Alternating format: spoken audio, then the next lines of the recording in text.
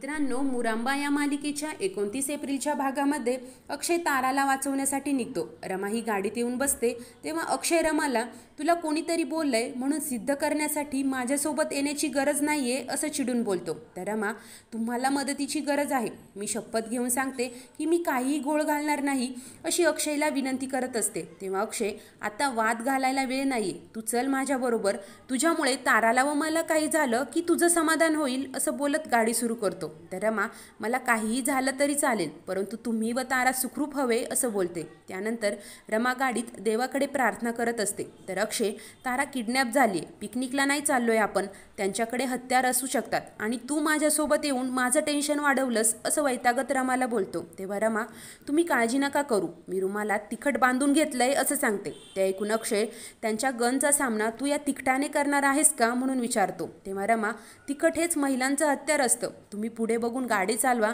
जास्त विचार केला की मन सैरभैर होतं आणि खऱ्या लढाईसाठी ताकद नाही उरत, ताराला काहीही होणार नाही, त्यांना फक्त पैसेच हवे आहेत ना असं बोलत अक्षयला धीर देण्याचा प्रयत्न करत असते आणि अक्षयच्या हातावर हात ठेवते आणि मी आहे ना, तारा सुखरूप परत येईन असं सांगते. अक्षय पटकन हात बाजूला घेतो आणि ठीक आहे असं म्हणतो. त्यानंतर ते दोघेही किडनॅपरने सांगितलेल्या पत्त्यावर पोहोचतात. अक्षय पैशांची बॅग सोबत घेतो. रमा अक्षयला आजूबाजूला कोणीच दिसत नाहीये म्हणून सांगते. ते दोघेही दरवाजाजवळ येतात तेवढ्यात मागून 2 गुंड येऊन अक्षय व रमाला पकडतात.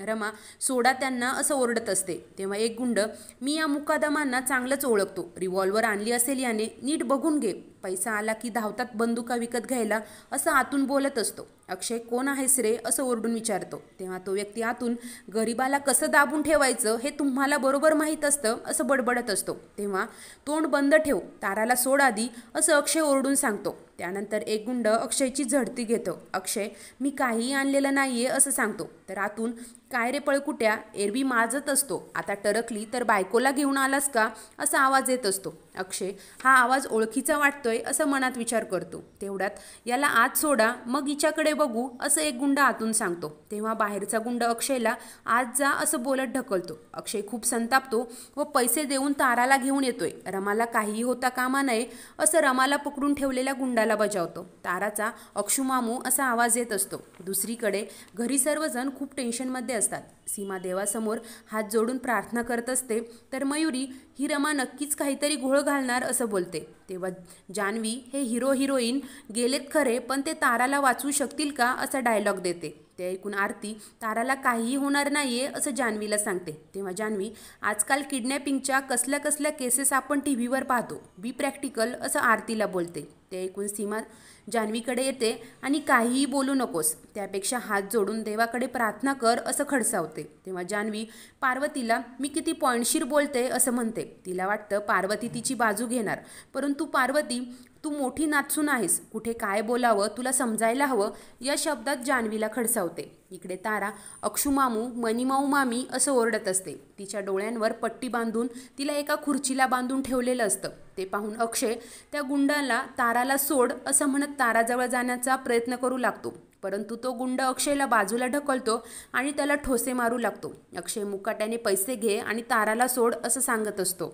परंतु तो गुंड, केवढा हा माज, तुझ्यामुळे माझा संसार उद्ध्वस्त झाला असं म्हणत अक्षयला खूप मारतो. तर इकडे रमा गुंडांच्या डोळ्यात गुपचूप तिखट फेकते आणि तिची सुटका करून घेते. रमा आत घुसते आणि सोड त्यांना असं म्हणत अक्षयला वाचवते. त्यानंतर अक्षय त्या गुंडावर भारी पडतो. तर रमा ताराच्या डोळ्यांवरची पट्टी सोडते आणि तिची सुटका करते. रमा ताराला मिठी मारत जवळ घेते.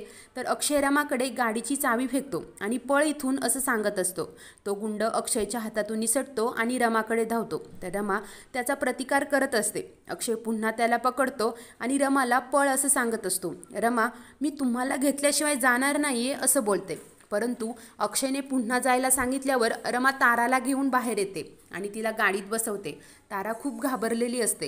इकडे अक्षय त्या व्यक्तीला चेहऱ्यावरील मास्क काढण्याचा प्रयत्न करत असतो, परंतु बाकीचे गुंड येऊन त्याला अडवतात. त्यानंतर अक्षय मुकाट्याने पैसे घे आणि संपव सगळं असं सांगतो व पैशाची बॅग त्या गुंडाकडे देतो. तेव्हा तो गुंड सोडा रे त्या माजोरड्याला असं त्याच्या साथीदारांना सांगतो. तेव्हा ते दोघेही त्याचे साथीदार बाहेर जातात. त्यानंतर अक्षय त्या व्यक्तीला कोण आहेस तू, तुला माझ्याबद्दल एवढं सगळं कसं माहीत असं विचारतो आणि पटकन त्याचा मास्क काढतो. समोर बबलू म्हणजेच ताराच्या वडिलांना पाहून अक्षयला खूप मोठा धक्का बसतो. अक्षय त्याला चांगला चोप देतो व स्वतःच्याच मुलीला किडनॅप करायला लाज नाही का वाटली, ताराचा विचार नाही का आला असं संतापाने विचारतो. त्यावर बबलू याला मी एकटा नाही तर तुझ्या घरचे पण जबाबदार आहेत. तू मला बोलतोस परंतु तुला तरी तुझ्या बहिणीची दया कुठे येते असं बोलतो आणि पळून जातो. दुसरीकडे रमा ताराला शांत करते व तू इथेच बस, तुझ्या अक्षू मामूला माझ्या मदतीची गरज लागेल, मी आज जाते असं समजावते. तेवढ्यात अक्षय बाहेर येतो. रमा अक्षयकडे पाहून केवढं लागले तुम्हाला असं बोलत तिच्या पदराने अक्षयच्या चेहऱ्यावरील रक्त पुसायला जाते.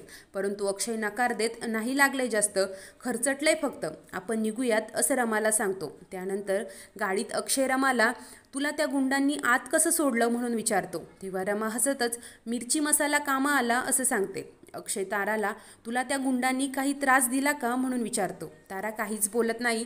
तेव्हा रमा घाबरली ती तुम्ही खिडक्या उघडा म्हणजे तिला गुदमरणार नाही असं अक्षयला सांगते. रमाच्या हाताला देखील लागलेलं असतं. ते पाहून अक्षय रमाला तुला सुद्धा लागलंय असं म्हणतो. त्यावर रमा इट्स ओके फक्त खरचटलंय असा त्याचाच डायलॉग त्याला ऐकवते आणि ताराला आपली भीती वाऱ्यावर सोडून द्यायची म्हणजे तो ती लांब कुठेतरी घेऊन जातो असं सांगते आणि तिला हसवण्याचा प्रयत्न करत असते.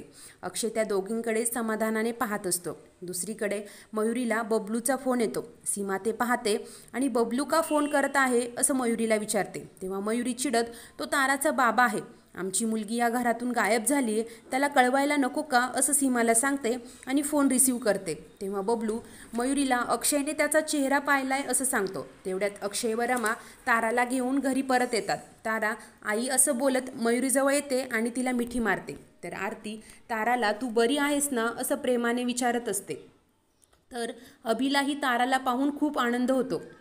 त्यानंतर अक्षय मयुरीकडे पाहून कुणाचा फोन आहे असं विचारतो. तेव्हा पार्वती बबलूचा फोन आहे असं सांगते. अक्षय मयुरीकडून फोन घेतो आणि बबलूला माझ्या बहिणीकडे आणि ताराकडे पाहिलंच तरी खडी फोडायला पाठवीन असं सांगतो. इकडे बबलू मी तुला सोडणार नाही असं म्हणत असतो. त्यानंतर अक्षय सर्वांना आता तारा परत आलेली आहे त्यामुळे सगळे शांत व्हा आणि झोपायला जा असं सांगतो. त्यानंतर आरती ताराला घेऊन जाते. तेव्हा अक्षय पार्वतीला मला तुम्हाला काहीतरी महत्त्वाचं सांगायचं आहे, तुझ्या खोलीत बोलूया असं म्हणतो. सीमा व मयुरीलाही आत बोलावतो. तर रमा व शशिकांत बाहेर उभे असतात.